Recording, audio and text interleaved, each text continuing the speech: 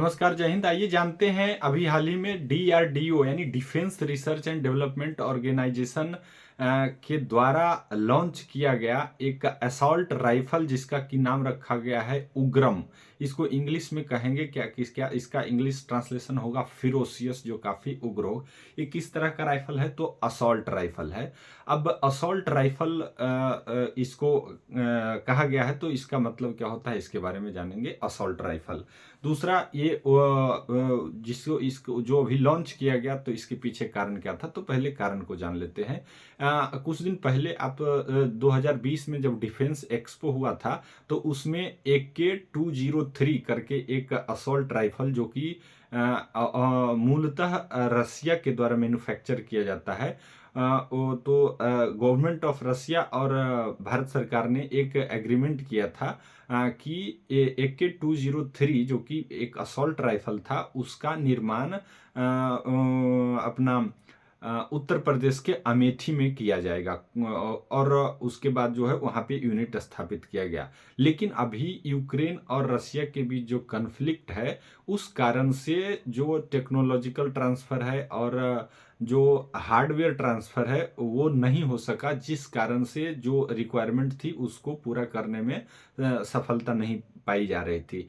इस कारण से भारत सरकार ने डीआरडीओ को एक मिशन मोड पे काम करने का आदेश दिया और ताकि एक आत्मनिर्भर भारत में कंप्लीटली इंडिजिनसली डेवलप्ड बिल्ट जो है असॉल्ट राइफल बनाया जाए। इसी क्रम में डीआरडीओ की एक यूनिट है armament research and development establishment, उसके द्वारा और हैदराबाद की एक प्राइवेट निजी कंपनी है उसके द्वारा साथ में काम करके ये उग्रम नामक एसोल्ट राइफल का निर्माण किया गया। अभी वर्तमान में सिर्फ 5 ही मैन्युफैक्चर किया गया है, ताकि अभी पहले इसका क्या ट्रायल किया जाएगा। ट्रायल इसका प्रक्रिया उतना ही लंबा होता है जितना प्रक्रिया आप कोविड के दौरान वैक्सीन का ट्रायल में हम लोग देखते थे कि मल्टी लेयर का ट्रायल होता है, उसी तरह से यहाँ भी होता है। फील्ड में अगर ये ऑपरेट कर रहा है तो कैसे करेगा, हाई एल्टीट्यूड पे अगर ऑपरेट करना हो तो वहाँ पे सही से कर रहा है कि नहीं, अगर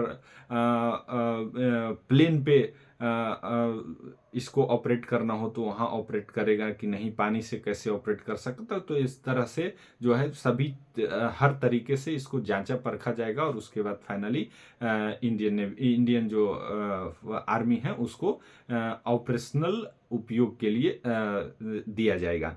तो ये इसका जो वेट है 4 kg से कम है और इसका रेंज है वो लगभग 500 मीटर है। और ये जो पूरा डिजाइन और ये जो निर्माण का काम है मात्र डीआरडीओ के द्वारा 100 से भी कम दिन में कर लिया गया। इससे पता चलता है कि अगर हम यहाँ के लोग जिद कर लें किसी चीज को बनाने का, तो अब कोविड के अगेंस्ट वैक्सीन जब बना लिए तो इसको और ये इस राइफल को मात्र 100 दिन के अंदर डिजाइन करके और ट्रायल के लिए प्रस्तुत कर दिया गया है। तो इसका ये बैकग्राउंड था।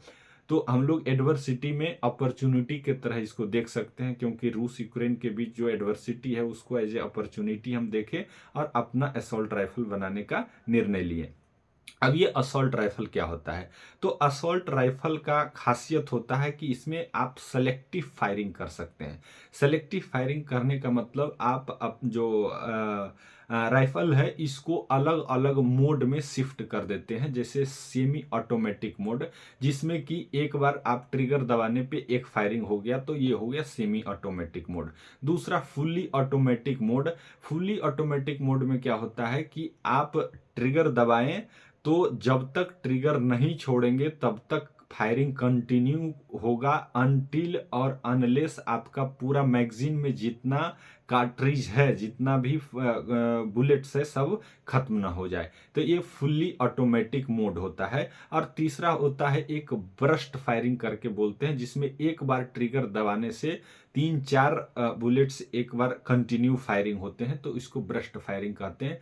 तो इसका आप समय के अनुसार से किस परिस्थिति में किस मोड का उपयोग किया जाएगा उसके अनुसार चूंकि इसको आप बदल सकते हैं, इसीलिए इसी को कहते हैं कि सेलेक्टिव फायरिंग, और इसीलिए इसको जो है रखा जाता है असॉल्ट राइफल की कैटेगरी में। एक्चुअली में असॉल्ट राइफल जो है ये जो इसका नामकरण, सबसे पहले इसका उपयोग द्वितीय विश्व युद्ध के दौरान जर्मनी के द्वारा किया गया था, और पहली बार इसका मैन्युफैक्चरिंग भी जर्मनी में ही हुआ था हिटलर के आदेश पे, और ऐसा माना जाता है कि इसका नामकरण भी हिटलर के द्वारा ही किया जाता है। ये जो उग्रम असॉल्ट राइफल जिसका कि निर्माण भारत में किया गया है, इसका जो कार्ट्रिज है, इसका जो डायमेंशन है, कैलिबर जिसको कहते हैं, वो 7.62 इंटू 51 मिलीमीटर है। ये क्या दर्शाता है, तो 7.62 जो होगा ये उस कार्ट्रिज का यानी बुलेट का डायमीटर होगा, मैक्सिमम डायमीटर, और 51 मिलीमीटर उस बुलेट का लेंथ होगा। इसके अलावा इसमें जो और खासियत होता है असॉल्ट राइफल में कि इसके वजन को हल्का करने के लिए इसमें जो कार्ट्रिज बॉक्स होता है, यानी जिसमें बुलेट रखते हैं, वो डिटैचेबल होता है, यानी उसको आप अगर सिर्फ कहीं पे कैरी कर रहे हैं तो आप कार्ट्रिज को अलग, कार्ट्रिज बॉक्स को अलग और राइफल को अलग रख सकते हैं। अगर मारक क्षमता में देखें यानी डिस्टेंस के तुलना में देखें तो इसका जो रेंज होता है वो मीडियम होता है। मीडियम बोले तो जो पिस्टल होता है, पिस्टल का रेंज 150 मीटर टू 100 मीटर होता है, जबकि इसका रेंज जो है अभी देखें हम लोग लगभग 500 मीटर है। तो असॉल्ट राइफल का रेंज इसी 400 से 500 मीटर के बीच होता है। जबकि इससे ज्यादा जो राइफल होता है, जिससे सिंगल जो जिसका नल्ली वाला राइफल जिसको बोलते हैं, लंबा सा जो होता है, उसका रेंज इस असॉल्ट राइफल से ज्यादा होता है। तो इसको हम लोग इंटरमीडिएट पावर कैटेगरी में रखते हैं, पिस्टल से ज्यादा, और जो कन्वेंशनल राइफल का उपयोग करते हैं उससे कम इसका उपयोग हो जाता है फुल्ली। तो इस तरह से ये एक थोड़ी सी जानकारी असॉल्ट राइफल के बारे में। अगर वीडियो अच्छा लगा हो तो आप शेयर कीजिए, चैनल को सब्सक्राइब कीजिए। Thank you very much.